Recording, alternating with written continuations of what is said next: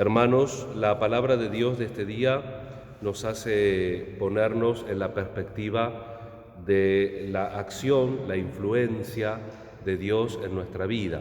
O planteado de otra manera, si Dios respeta la libertad en nuestra vida. Y tenemos este diálogo que tiene Job con los amigos, que más que aportarle luz, le aportan confusión, porque él entiende que Dios lo sabe todo, que Dios es todopoderoso, como que Dios contempla toda la existencia, absolutamente todo, y él solamente un minúsculo fragmento, y entonces dice, no sé por qué, pero por algo será. Entonces algunos amigos lo quieren convencer que es por el pecado, que Dios lo castiga por el pecado. Vuelvo a decir lo que dije el lunes, ayer por los santos arcángeles interrumpimos la lectura. Todo el libro trata el problema del mal. Y Dios, en relación al mal, también ha dejado que nuestra libertad juegue un papel muy importante en el mal, en el sentido de que lo podemos causar a otros y nos lo podemos causar a nosotros mismos. Y eso también tiene que entrar en la cuenta. De todas maneras, yo les advertí que el mal como tal no tiene una respuesta definitiva, atada, porque sigue siendo el mal un misterio y el mal sigue provocando sufrimiento. Por eso no se puede entender de una manera clara y distinta.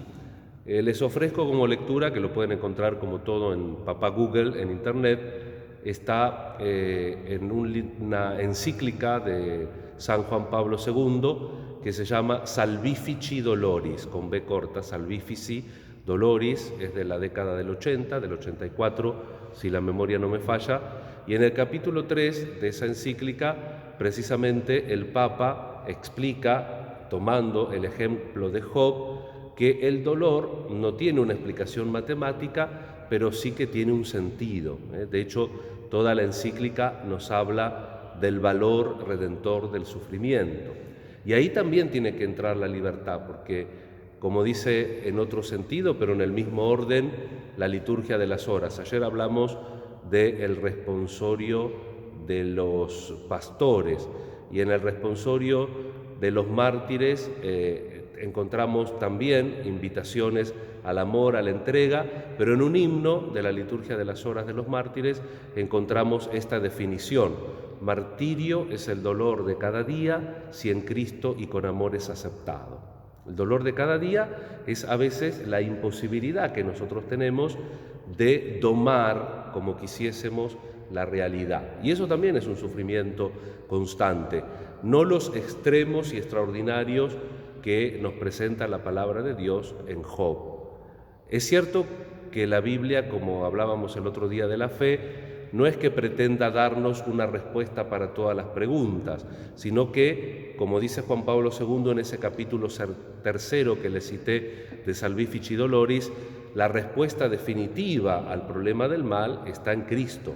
El valor y el sentido redentor del sufrimiento solo lo podemos encontrar a la luz, como dice por otra parte el Concilio Vaticano II, que el sentido y el misterio del hombre solamente se esclarece a la luz del Verbo encarnado.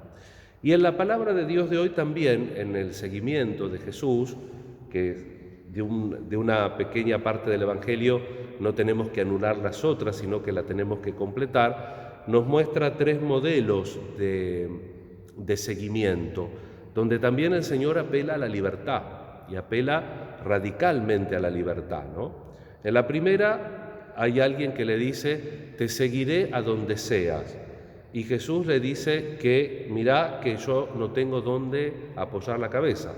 Los zorros tienen las cuevas, las aves sus nidos, pero el Hijo del Hombre no tiene dónde reclinar la cabeza.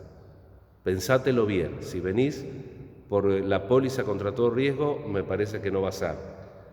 En la otra llamada, dijo a otro, él, ya no el otro, sino la tercera persona, sino el mismo Jesús, sígueme.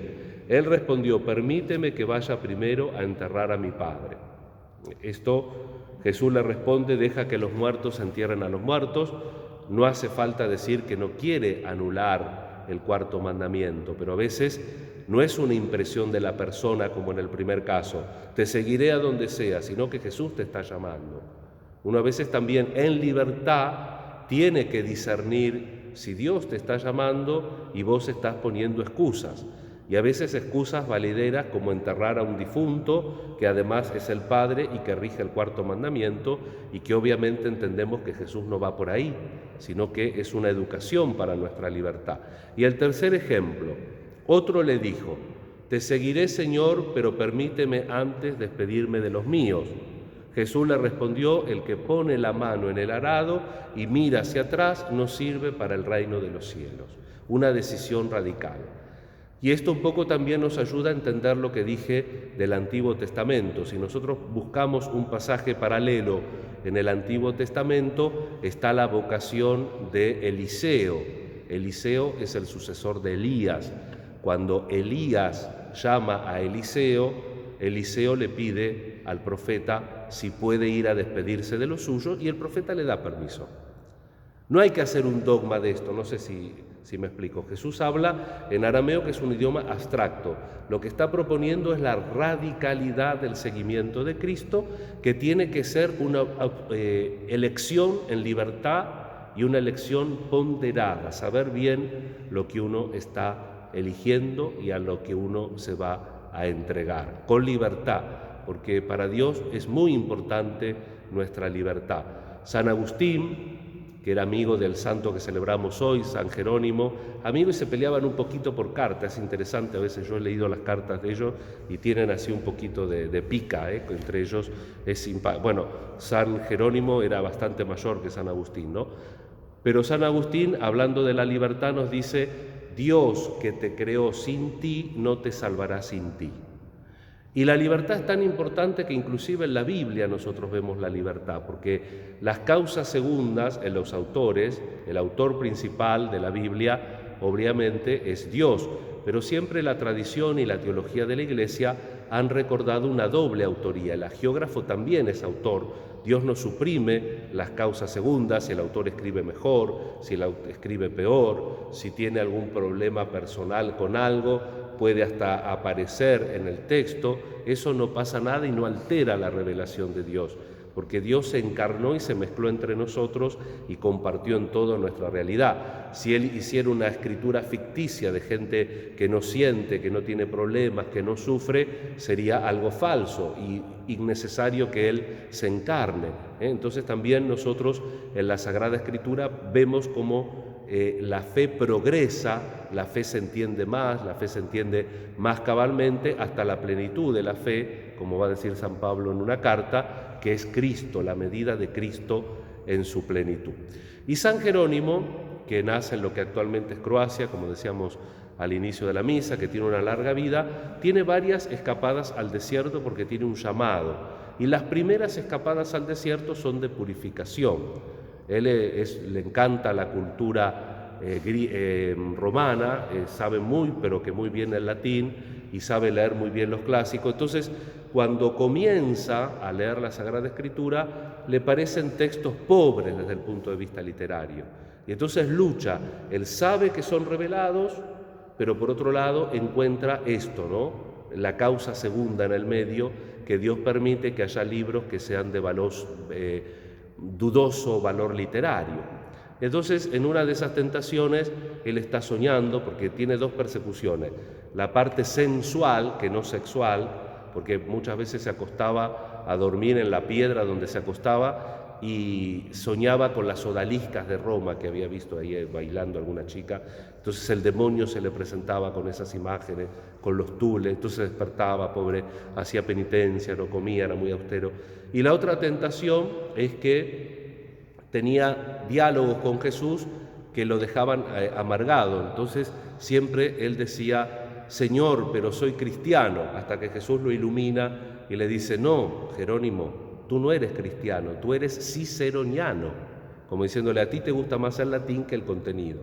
Entonces eso es una gran conversión, que ahí empieza a enderezar su vida, después sale del desierto porque en Antioquía hay unas peleas que él va a tratar de ayudar, luego se ordena sacerdote, continúa estudios en Roma, es secretario del Papa Dámaso, el Papa le encomienda la traducción latina de la Biblia, que se llama Vulgata, y que esa traducción duró hasta que se corrigió después del Concilio Vaticano II con la liturgia de 1970. Un poco más todavía la Vulgata fue actualizada a nuestro tiempo, pero sirvió del siglo V hasta 1970. La verdad que Jerónimo se mandó un muy buen trabajo. Una anécdota: para traducir bien la Biblia, él quiso traducirla toda él, y como andaba medio flojito en hebreo, se fue otra vez a Belén, se retiró a una cueva y se rapó. Hasta que no aprendió bien el hebreo, no se dejó crecer el pelo. Y casi toda su vida se la pasó traduciendo toda la Biblia, del primero al último libro, al latín. Vamos a pedir a estos santos que nos enseñan también en su propia vida esta pedagogía de Dios, este tratar de que nuestra libertad coincida con la libertad del Señor, que es el gran problema de hoy. Porque para nosotros está todo bárbaro, pero después hacemos lo que queremos. Ese es el problema, en la iglesia, en la sociedad, en el mundo. Entonces, pedirle al Señor con gratitud que nos regale también el don de entender que nuestra libertad tiene que estar puesta a su servicio. Y también en ese ejercicio de siempre poner nuestra libertad al servicio de Dios, vamos a adquirir la sabiduría de darle sentido a los dolores pequeños, medianos, grandes que podamos tener en nuestra vida, los sufrimientos, las pérdidas, las cosas que a veces uno desea, porque si uno apura tampoco sabe por qué se desea esto o aquello, y que le den también sentido y realidad en nuestra existencia. Le pedimos al Señor también que los cristianos queramos mucho y nos nutramos de la Biblia.